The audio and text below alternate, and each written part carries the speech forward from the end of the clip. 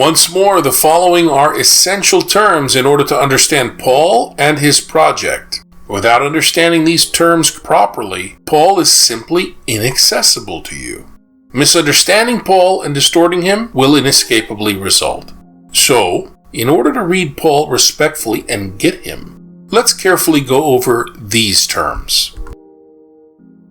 Heterophilous communication. Heterophily is the degree to which pairs of interacting individuals are different in certain attributes, such as beliefs, education, social status, and the like.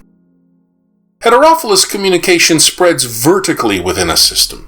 For example, through the conversion of a king, prince, or governor. It's very fast, heterophilous communication. And contrary to widespread popular belief, the historical Paul refrained from heterophilous communication. He didn't go out to different people. He went out to people just like him.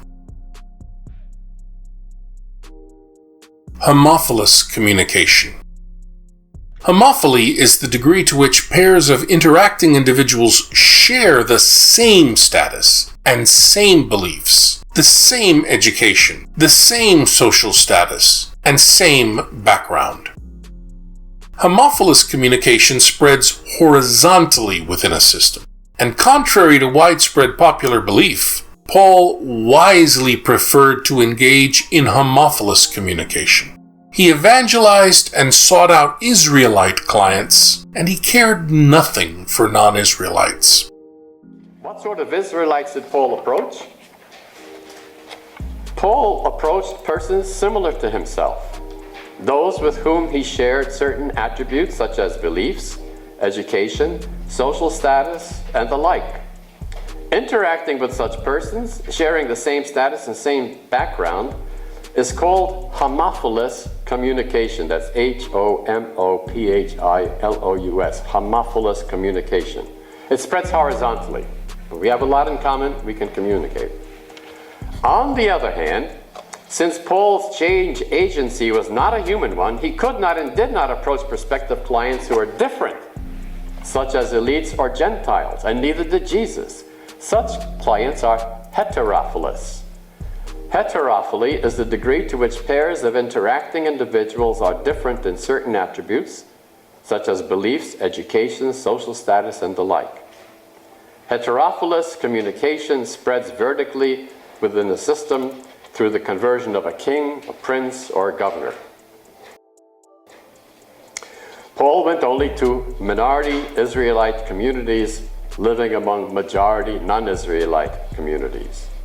Homophilous communication is rather slow, and it seems characteristic of the spread of Jesus groups. Historians tell us that about 220 Jesus group bishops attended Constantine's Council of Nicaea, a meeting to which he summoned all of them in 325 AD. Anthropologists tell us that in a society without mass media communication, the largest network a person can maintain is 4,000 people. Hence, the number of Jesus group members after 300 years was about 880,000. This annual growth rate of 2.5% points to the outcome of homophilous communication. In fact, Paul roundly insulted non-Israelite Jesus group members.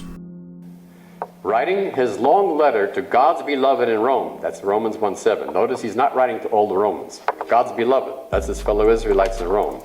He finally gets to non-Israelite Jesus group members in chapter 11. He writes 10 chapters and totally ignores these non-Israelites. And when he gets there, guess what he says? He considers them a wild olive shoot grafted to the rich root of the olive tree. If you know anything all about grafting, you know what's going to produce if you put a wild olive shoot onto a cultivated tree? Inedible fruit. It'll make you gag. That's what he thinks of Gentiles. If you know about grafting, you take a cultured olive root and you put it onto a wild olive tree, you're going to get edible fruit. Thank you, Paul. So the ethnocentric Paul levels a stinging insult to non-Israelites as he cautions them against being arrogant. To view him otherwise is to make him out to be someone he isn't. collectivistic culture. A collectivistic culture is one in which the individual is embedded into the group and willingly works on behalf of the benefit of the group rather than for personal benefit or individualistic self-achievement. In collectivistic cultures presently making up 80% of world cultures and 100% of ancient cultures in biblical times, the individual gets defined by the group and draws identity from the group. Collectivists therefore share a group self and a group conscience. That's how it was for Jesus, for Paul, for all of their friends, enemies, and everyone they knew. You see, Jesus, Paul, and everyone in the New Testament and Old Testament were dyadic personalities, derived from the Greek word dyad for twin. So, when Jesus, Paul, or anybody from the New Testament begins to look or sound or act like introspective American individualists, something is very wrong in your reading. You know, getting this helps us understand why shows like The Chosen, despite their artistic merits, emotional engagement, and relatable characters, simply do a terrible job at honestly depicting Jesus and his social circle in an informed and realistic way. The portrayal of New Testament characters in The Chosen is terribly ethnocentric to American values and individualism, and our own individualistic, introspective, modal personality types. And the same thing can be said about the movie called Paul, and a host of other such religious films and shows. What would we make of Luke in Acts with the episode, say, at Mars Hill in Athens? Of who? At Mars Hill in Athens. Yeah, and what about the episode there? Well, Paul preaching to Gentiles, wouldn't that be? Yeah, and they thought he was talking about Jesus and Anastasia, his wife. They didn't get it at all. That's anastasis in Greek. So they thought it was Jesus and Anastasia. That's very fascinating. Yeah, we got pairs like that on Mount Olympus. We'll hear you another time. And of those, that particular story ends by saying, I think, a few couple believe what he said. Yeah. So perhaps the bigger picture that I need to share with you, I have it in my book on Stephen. An article is by two Israeli sociologists published in the last year or two. They really did a fine study of the Judaism in the first century world, showing that in Palestine itself, Aramaic was taught and the scriptures were read in Aramaic paraphrase, and nobody knew Hebrew. In fact, maybe it never was a spoken language. That's another interesting point.